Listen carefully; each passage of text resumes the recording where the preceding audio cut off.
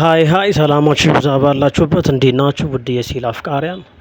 እስኪ አዲስ ስራ በአቡጀዲ ጨርቅ እንዴት እንደሚሰራ 40 በ30 በተወጠረ ጨርቅ በቴሌግራም ፎቶ ተልኮልኝ ነውና እስኪ ስራውን እስከ መጨረሻ እዩት፣ ትወዱታላችሁ። እንዲሁም በዚህ መልኩ ለወዳጅ ለዘመድ ለጓደኛ እንዲደርስ የትም ሆናችሁ ማዘዝ ይቻላል እላችኋለሁ። እስኪ ስራውን አብረን እናያለን።